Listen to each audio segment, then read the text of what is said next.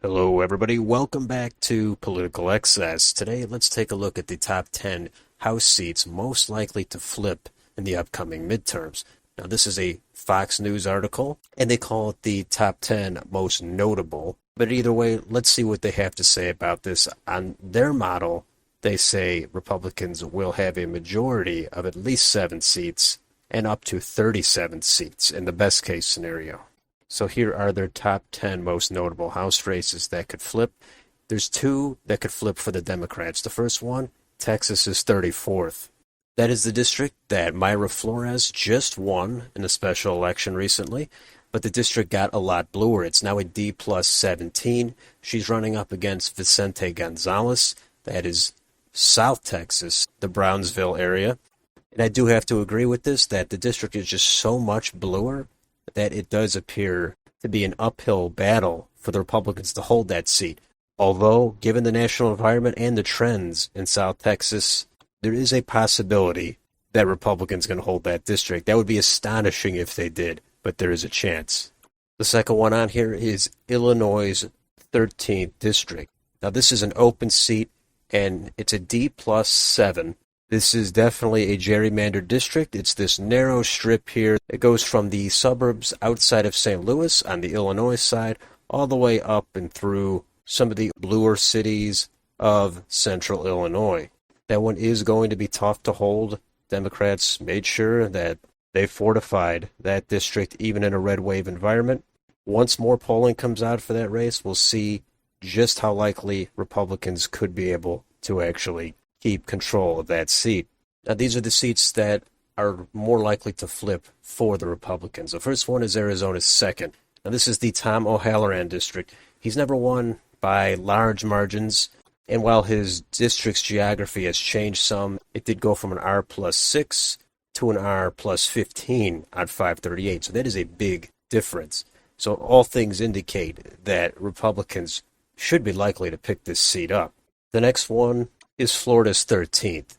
This is the current Charlie Crist district, who is obviously vacating that seat.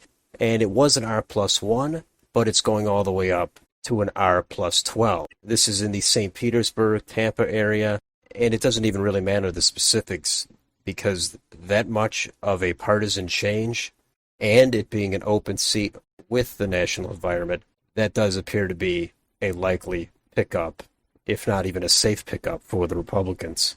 Next up is Wisconsin's 3rd. Now, this is definitely a sought-after seat for the Republicans. I think it is very likely to flip. It has been trending away from the Democrats. Ron Kind, the longtime Democratic incumbent, is retiring. Everything is lining up for this seat to flip for the Republicans. Last time, Kind won by an unexpectedly close margin of just a few points. This is the Driftless area in western and southwestern Wisconsin, and you never know what could happen. The Republican candidate could blow it there, but this seems like a likely pickup for the Republicans, even if they only do win it by 3 or 4 points. Next up is Pennsylvania's 7th district. This is the area that has Lehigh County and Allentown, and it's represented by Democrat Susan Wild, who won by a little under 4 points last time. With redistricting, it did get a few more points Republican, so you combine that with the national environment, this does seem like a reasonable flip for the Republicans this year. Next up is California's 3rd district. Now, due to redistricting, this is an open seat. It's an R plus 8. In the recent primary, Republicans got more than 55% of the vote combined. So given all that, this seems like a seat that they should be able to put in their column. Next up is New Jersey's 7th, and that is held by Democrat Tom Malinowski. He did win a narrow one last time, and this time his district, which is located here, it got a little bit redder. It's now an R plus 3, up from a D plus 4, and this will be a battle of the Toms between him and Tom Keene Jr. So yet again, considering all of the factors, it seems like Republicans are poised to flip this seat. And even after that flip, they would still only have 3 out of 12 seats in New Jersey. The next district is Texas's 28th. Now, this is another district in South Texas. This district runs from outside of San Antonio all the way down to the border with Laredo. It's currently held by moderate Henry Cuellar, who had just won a brutal primary against a more progressive challenger. But this region has been trending away from the Democrats. It seems like all the winds are blowing toward the Republicans. Even though Cuellar is more moderate, I still think in the end that I agree this district has a great chance to flip for the Republicans. In an even national environment, I would think Democrats would hold it. But this year, it does seem like it's going to flip. And finally, the last district here is Washington's 8th, and that is held by incumbent Democrat Kim Schreier.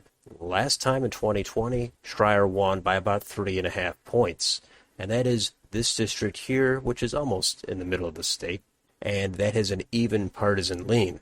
They have yet to have their primary yet in Washington, but it's another case of the national environment in an otherwise even district with a marginal Democratic hold.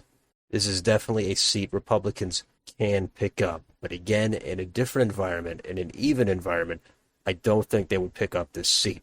Even this year, it's not a guarantee, but it's a good chance for them to pick up another seat in Washington state. Because if they don't do it this year, I don't think they'll ever pick it up. So that's a look at this article about the top 10 seats that are most notable, most likely to flip, however you want to look at it. I generally agree with what they say. Things are looking good for the Republicans. There's still a few months to go. There's a lot of different targets in a lot of different states, but we will see how it turns out. Do you agree? Do you disagree with this top 10? What are some other districts that you think should be on this list? I could think of a couple myself, but let me know in the comments down below. And if you enjoy this content, please like, share, and subscribe. Thank you for watching, and I'll see you on the next video.